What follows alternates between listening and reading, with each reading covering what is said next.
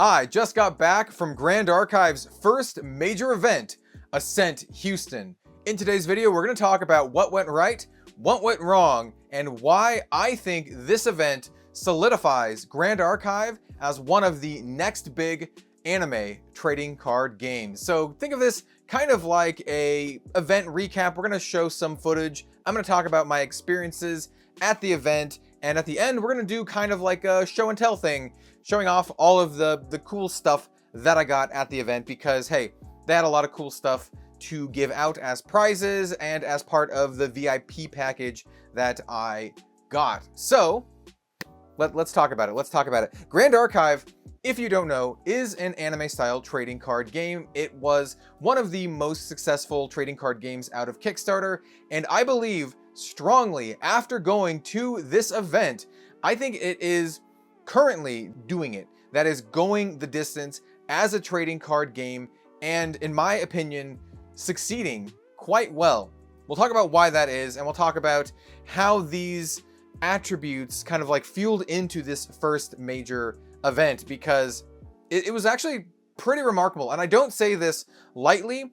It reminds me of early days Flesh and Blood, right? I started playing Flesh and Blood right at the start. I was at all of the major events. I did casting and coverage for most of these events, including the first Pro Tour, the first US Nationals, as well as the first major US event, the Calling Las Vegas, that also had the Tales of Our World premiere event. And this Grand Archive event, the Ascent Houston, really gave me a lot of those vibes. Now, it's a much smaller event. I think the Calling Vegas was close to 1,000 people.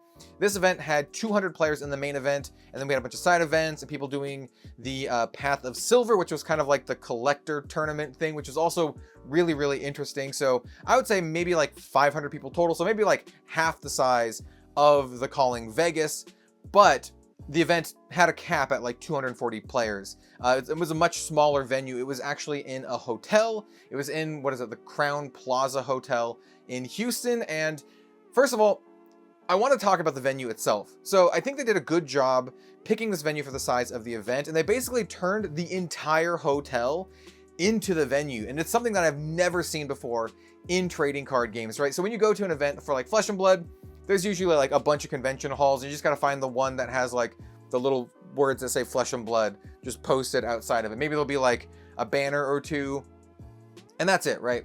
And you go inside and it's a big venue. For this event, they turned like the whole hotel into the venue. You go in and there are banners everywhere. You can see the characters just kind of like displayed. When you pulled into the hotel, they had multiple banners that said Grand Archive Ascent Houston. It was like very cool. I was actually very impressed. They had artists there, both Honshu and Kumai. Hi! How do you like the event so far, I guess? It is fun, but it's tired. I'm hungry, but it's fun. I love the community.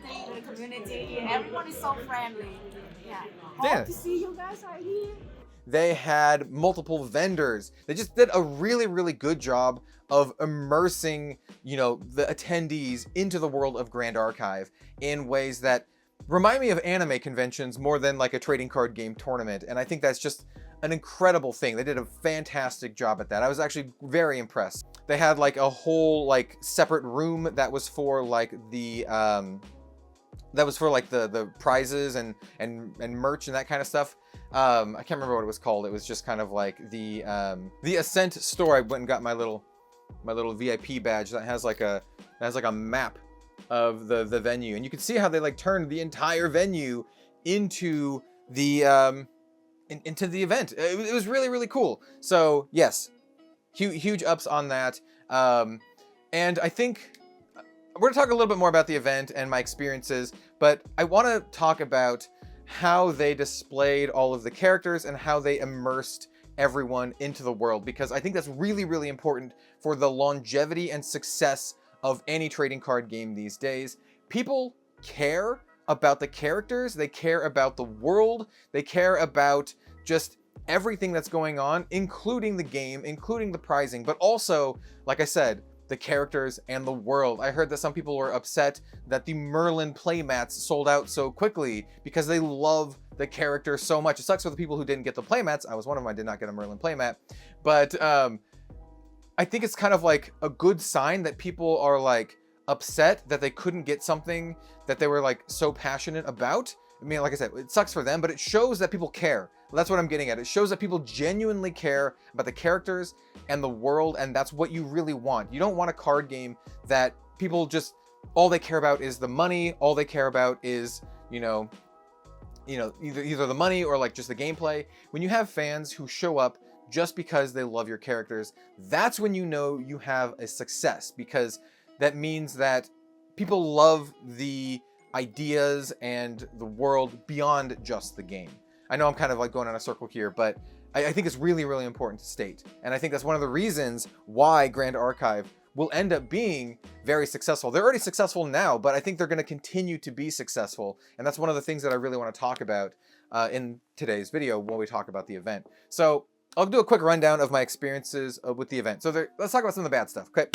Most of this video is going to be great. It's going to be praised because I really think Grand Archive is crushing it out there. I think they're really, really doing it more than any other Kickstarter trading card game. They have the sets coming out. They announced their third set. We'll talk about that in just a moment. They talked about some new things that they're going to be doing for like gameplay balancing. They talked about their future events and, more organized play next year, including more Ascents. They talked about Worlds. Like I said, they're doing the trading card game thing even better than a lot of AAA companies, right? So yes, but let's talk about some of the bad things that I think they could work on. And I think this is pretty unanimous. So the first thing is paper deck lists. Yeah, I get it, but also at the same time, it's 2023, and I have literally not ever had to submit a paper deck list since like, dude, I don't know, like when I played in the Magic Super Series, like early 2000s. It's been forever. Everything's been like digital since then. And to be fair, most of the events that I go to are either Channel Fireball or Star City Games, and they have like digital submissions. All the Flesh and Blood events are like digital submissions as well. It was just kind of like weird to have like a physical submission. So I think they can work on that going forward. I think they probably want to. They don't have their Omni decks, which is kind of like their own custom organized play software. They don't have that actually like made yet. And that would help with the next thing that went wrong. And this is something I don't give them fault for at all. In fact, a lot of people were very understanding about this, is that between it was around 3 or 4, and then like the lunch break, all of their tournament software crashed and they lost everything. They said they had a backup for it and they were working on a third backup, and both backups crashed at the same time. They're using a website called Challenge or however the hell you want to say that, which is, not known for being a very stable software. So I hope this kind of like gives them like the kick in the pants to finally get their proprietary OmniDeck software up and running, so we can both have digital deck submissions as well as just a more stable software. Now, once again, I don't give them fault for this because almost every single trading card game tournament I go to has some sort of technical issues. Even Flesh and Blood at Pro Tour 1, I remember I was talking to James White, and Gem crashed halfway through my conversation with James, and someone comes up to him and is like, James, Gem crashed, we need you. And James is like, I'm sorry, I gotta go. And I'm just like, yeah, sure. So like, even for games like Flesh and Blood, stuff like this happens. And this is, mind you, Grand Archive's first major event. This is their first one they've ever done. And they did not outsource this event to a third party like Star City Games or Channel Fireball or whoever. They basically ran it themselves. The actual CEOs of the company and the game devs were the people taking like the deck lists and doing all of like the heavy lifting. They did have like a team surrounding them as well. There was like a good number of people. There were judges, people helping run the event, but like the devs were there, right, doing the stuff like in the thick of it. So I think that is commendable. Also, I think it's something that, they'll eventually have to, wean out as they get bigger. They'll need to get more people to do this for them, or, just people specifically who are doing like these event type stuff. But yeah, so those are like the big negatives that I had this weekend. Like I said, I wouldn't consider like Challenge crashing. What it basically did is we had to extend the lunch by 30 minutes, and then they just did everything by hand, and they just they literally posted like physical pieces of paper for matchups, and they did it pretty quickly, so I will give them credit for that. I felt they did a great job of just like, you know, getting those physical pairings up very, very quickly. So yeah, from that side of things, great. My personal experience, I didn't make day 2. Honestly, I didn't practice for the event. I was really going there to just kind of experience it, to see what was going on, to see how it was going, you know, for all transparency. If you don't know, I do have a collaboration card in the first Grand Archive set, so I felt kind of like obligated to be there and to experience everything, right? Grand Archive, at least the first set, Korhazi Courier, they mean a lot to me personally because, you know, there's a little bit of my own branding inside the first set. So I also didn't have much time to practice. I've been so busy with everything else. But I did fine. I thought I could have maybe made day 2. My final standings weren't great. It was just like X3 and dropped because couldn't really make day 2 with 3 losses. I think I only had like 3 wins. And yeah, for the community, for the most part, community was really good. I only had one opponent who was fairly rude. Everyone else was absolutely fantastic. In day 2, I just did side events and just kind of like hung out with people. I went undefeated in my sealed, technically. I ended up losing one round because we ended up drawing. My deck was very good, but it was kind of like this slow, grindy, tamer deck, and we ended up like 1-1, went to time, and we were like, hey, can we just like do like how do ties work? And they're just like, it's more beneficial if you just pick someone to win, someone to lose, because if it's a tie, then no one really gets anything. And so we literally just rolled dice, and I lost the dice roll. So I technically lost that one game, but I won all my other games for sealed. Big fan of limited. Sealed's a lot of fun, and I ended up with a bunch of prize tickets that cashed them all in at the Ascent store. Like I said, at the end we'll show it all off. I have a bunch of playmats to show and some other stuff, but yeah, side event went really well. From what I hear from other folks that I talked to, side events went really well. Yeah, I can't. There's not much else like negative things to say. I had a great weekend overall. I think they did an absolutely fantastic job. As their first major event, I was very impressed, actually, especially since they were, like I said, running it by themselves. They did have last minute coverage, and I will say this once again, they actually asked me to do coverage for finals, and I was honest. I was 100% honest with them. I was like, hey, I didn't really practice for this tournament. I don't feel comfortable, you know, going into finals coverage. I'm not at the level that I would like to be, because when I do coverage, I actually do a lot of preparation and a lot of research. And I was just like, hey, you should get someone else. They would be better. But we'll talk about the future of Grand Archiving and their coverage scene, maybe in a future video. But yeah, so hopefully the coverage gets. I'll say this. I'll say one other thing. The layout for the coverage stream could be better. I think what Grand Archive needs to do is they need to just hire someone, and you know, an artist, a UI designer, just to make a really good, you know, Grand Archive proprietary overlay for their official streams to make it look, you know, 100% professional. They have such a great art style and just a great aesthetic. Everything, you know, in terms of how the game looks is incredible. So they just need to translate that from the game and from like their marketing and put it into the coverage and just look super awesome and super professional. So yeah, I guess that's my other point of feedback. Yeah, upgrade your streaming overlay and setup for official events. Yeah, I just want to talk a little bit about the game in general before we move into like the show and tell thing. So they did announce their third set, Alchemical Revolution. It looks absolutely incredible. They're going to be releasing 3 brand new champions with 3 brand new classes and 3 advanced elements. The setting looks cool. It's kind of like this steampunky kind of setting. I absolutely love it. I love all 3 of the characters. I think they all look incredible. So yeah, very excited for that. That's going to be dropping at the beginning of next year. We also have the revelation of a new new, really interesesting thing that they're doing that's called Proxia's Vault. And this is really interesting. I'm still not entirely sure how I feel about this. Maybe I'll do an entire video separate talking about this and like the ideas that are going into this Proxia's Vault thing. But what it basically is in addition to the banned and restricted things that they do, they're going to be releasing cards during these banned and restricted announcements that you are 100% allowed to proxy for competitive events that are strictly material deck cards. So if you don't know exactly how Grand Archive works, you have your main deck and then you have your material deck where you pull like your items and your champion and stuff from. You don't shuffle it at all. So having a proxy card in that deck doesn't really matter all that much. It doesn't really like affect like the shuffling or anything like that. And what these cards are supposed to do are to help answer the competitive meta.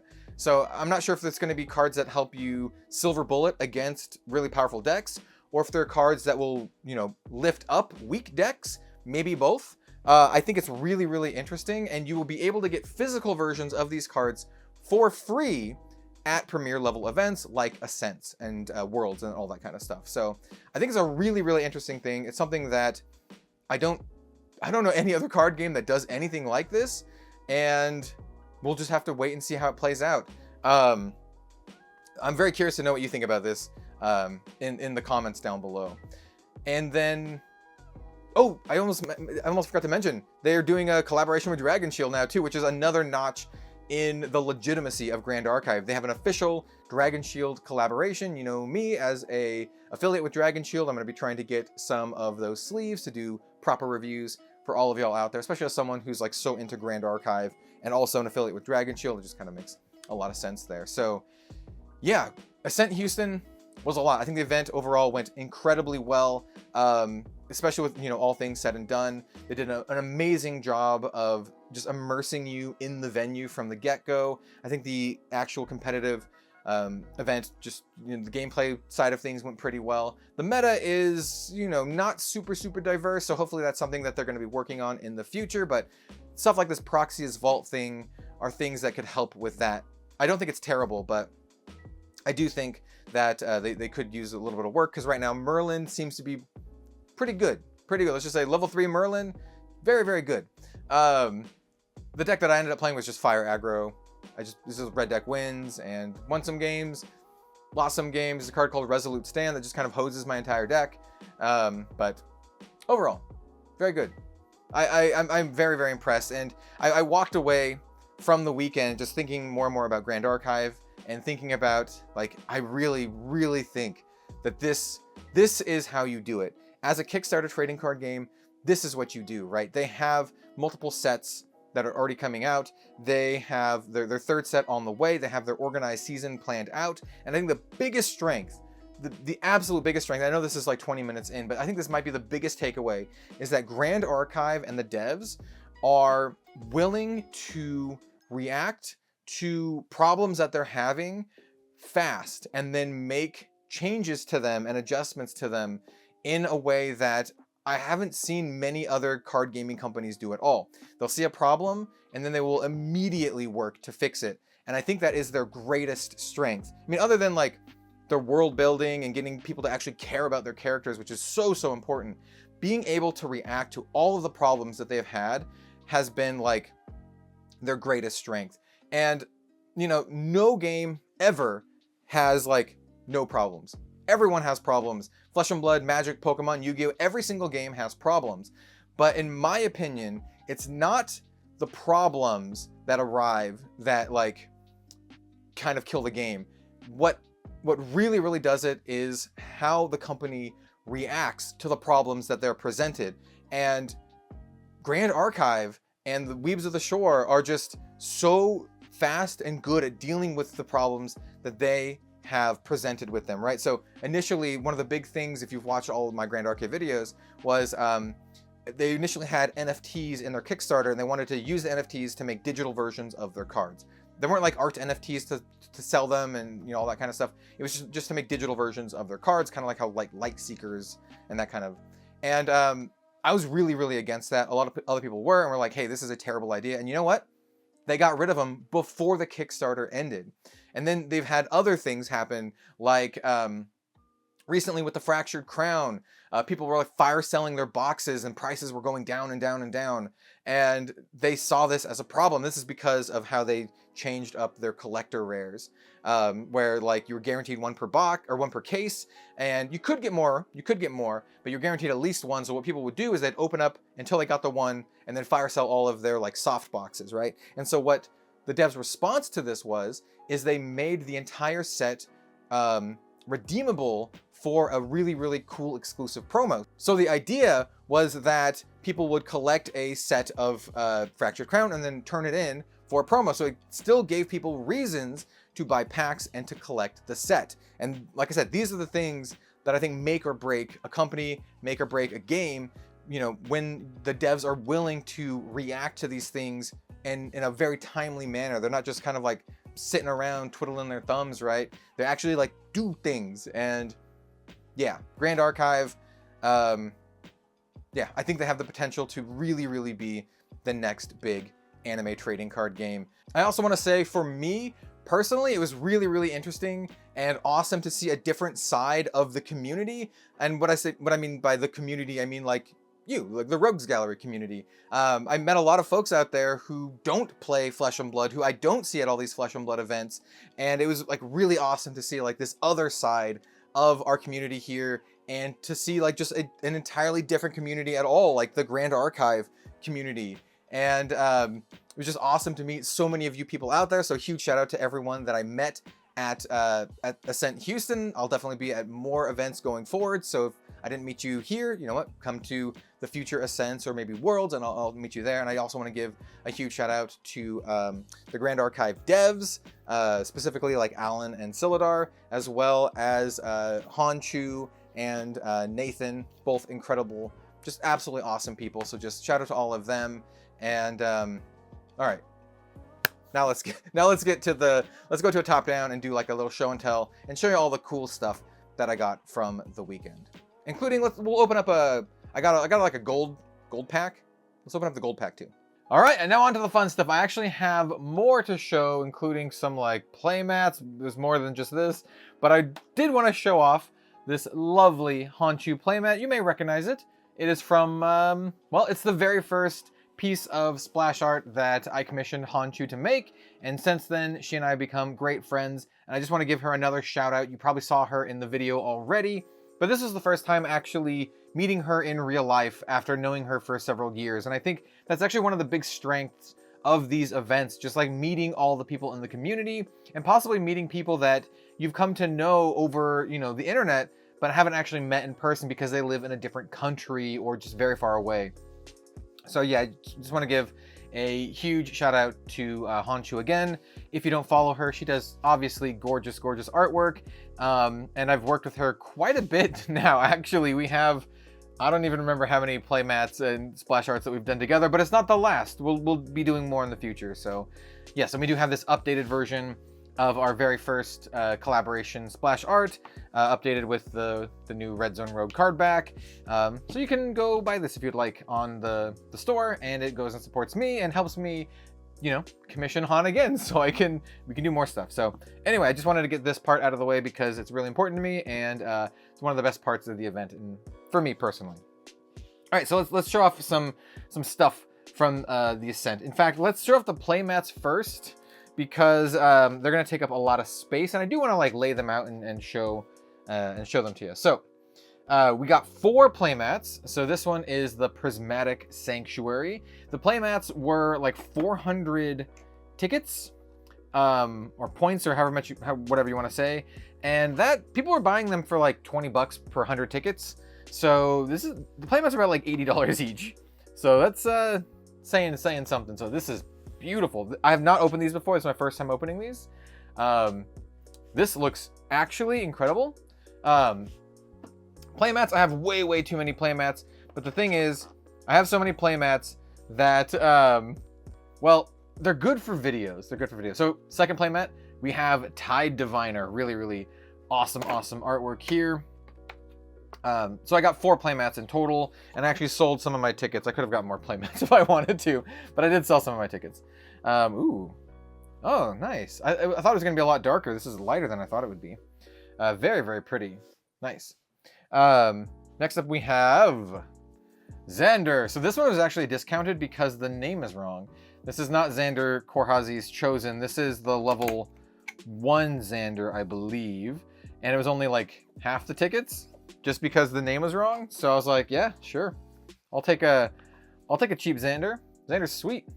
Once again, definitely, you know, can use these for my future videos. This is one of the only playmats with a male character on it that I have. And then, of course, we're gonna have the opposite of this with Tristan. And by opposite, I mean like, you know, she's still an assassin. She's not like a mage or anything. I definitely wanted to pick up Merlin, but we're sold out, like I mentioned in the first half of the video. But I at least had to get your girl Tristan here. Looks very, very nice. One thing I will note for the playmats that I think they could do a little bit better on is they tend to have the characters' heads really high, and it kind of cuts off the top of their heads here. So you can kind of see how it's like that on a lot of them. I personally would move them down so you can still have still see at least the top of their head. So you'll see a little bit less of this part, but at least you can see more of the character. There's a little bit of feedback, Anyway, so let's show off some of the other stuff that we got. So let's see. We'll show off some boring stuff that you've already seen. This is my VIP badge that I had for the weekend. It made it so that I could get into the VIP lounge, which had free snacks and stuff. It was actually pretty good, better than some events that I've been to. A lot of the times where I'm working like casting and coverage for Flesh and Blood events, which is most of the time that I'm at a Flesh and Blood event, they do have like a little back room thing, but this one was much better than normal. This was actually catered. They had different food throughout the day, free water bottles, which was very, very good. So yes, it was nice to be it was nice to be the VIP. And then once again, here is the actual venue, which is pretty cool. So they had like the main event room. They had like side, like a what do you call it? Like a side event room. They had the artists and all the cool stuff. Here's like the VIP room. Yeah, it was good. I think it was organized and done very, very well. We have this cute little. This is just. It came with the VIP package. Same with this and yeah. So like this is me playing in the main event, me playing in the side events. Main event, side events. Because like I said, I did very, very well in sealed, but in constructed, I only won like three matches, and ended up scrubbing out in round like 6. Yeah. So anyway, let's show off this. This is awesome, and I was very, very impressed with this. So this is one of the VIP exclusive items that I got, and it is a granite like D30 to help keep track of life. It's really, really in here. It was difficult to get out the first time, and it's going to be difficult to get out this time. Come on, we can get it. I'm not even going to cut real time. Oh, let's go. So it's in a nice little box, and the die itself is just super, super nice, and it has like this Grand Archive like G on it. And as you can see, this is not scuffed or anything. It's just the granite. It's very nice, very hefty. This is the quality that I've come to expect from Grand Archive, which is high, very, very high quality. Nothing feels cheap. Everything feels like it's done with love and care. And yeah, one of the many reasons why I think this game really has what it takes to succeed. I also have this gold event pack that will open in just a second. And then they have this deck box that also you got for being VIP. It does say Ascent. I assume this will be available at other Ascent, events. And on the inside, your best girl, you have Nia. So absolutely gorgeous. And then we got the promos. So these are the Hasty Messenger promos for the tournament. I actually have 8. They actually didn't have the foil ones. They're going to be mailed to me. So I got 4 of the non-foil Hasty Messengers, and I will have 4 of the foil Hasty Messengers. I got this Bespawn Paws, like with the textured foiling, from the Sylvie machine. So I had some Sylvie coins. I found the Sylvie machine, and I cracked it. Basically, I got Beast Bomb Paws, and I got some Ascent tickets, or points, or whatever you want to call that I cashed in to get some playmates. And then last, for this box, but probably least, this is just the sealed deck that I kind of crushed with. I played Wind and Fire, because in sealed you can have 2 elements because of the Prismatic Spirit. And I played Sylvie, and she is very good. If you like Sylvie and you want to, you know, play her in a good format, hey, play limited. Sylvie is a house, and in particular this one that gives all my beast and animals +1 health and intercept is really good when you also open up Arima in your sealed pool, which is just like unkillable. So I got like Lancelot, I got some bears, like a couple bears, but the big things that I got are my advanced Terra elements, because they slap, dude. And then I got the slimes. Green slime was also quite good, but really it was like these 2 cards that really carried me. Arima, 3-drop, 3/3, Pride 5. Don't really care about the Pride 5. We'll talk about why. And at the beginning of your recollection phase, put 3 buff counters on it, so it gets +3/+3 permanently every single turn. And then on death, it goes back into your memory. So it's like unkillable, basically, in limited. And because level 3 gives all my animals and beasts +1 health and intercept, this is just an unkillable intercept that made it so my opponent just couldn't kill me. So if I got this out in the field, I was basically unkillable. And then I would get the Terracite, which would let you draw an extra card every single turn, because it costs 0, you draw a card, and it has Preserve. So when you resolve it, it goes into your material deck. And so every single turn, instead of materializing, you get this back. So you draw a card for a turn, then play this, draw a second card, goes into your material, and then you just draw 2 cards a turn. And then it's good. It's really, really good. I had one other card. I had a couple ways to get up to level 5 so I can actually attack with Arima. So I had a couple of the Beast Bonders. And then I had, where's my other Terra card? I have one more Terra card that, oh yeah, the Avatar Gaia, which just gets rid of Pride. So linked ally has Taunt and loses Pride. So I just get the Avatar Gaia out and then just smash my opponent for like, you know, I don't know, like 20 damage or whatever. So yeah, Sylvie, really good, really, really good in limited. I think Grand Archive Limited is a lot of fun. Highly, highly recommended. Definitely want to do like a limited gameplay stream in the future. And also, man, like the promos. Look at that. That's so good. It is so good. All right, and we're going to close off the video by opening this gold pack that I got. So, yeah, let's do it. I've never opened up one of these gold packs before. This one is a Fractured Crown event pack. Could be big. Could be absolute detritus. Probably going to be detritus, but who knows? Maybe we'll get Uther. If we get an Uther, I'm going to lose. I'm actually going to lose my mind. All right, so we got Woodland Squirrels. All right. And then we got... Ooh, we did get a super rare. Is it Merlin? Ah, Incarnate Majesty. All right. That's still pretty good. All right. Well, there you go. That's that. So, yeah, overall, I just got to say, very, very impressed with Ascent Houston. And I have, you know, high hopes for Grand Archive moving on into the future. I think the game is incredible. I think the game is really finding its place. And I think the devs are doing a good job of marketing the game to people that I think will actually care about Grand Archive.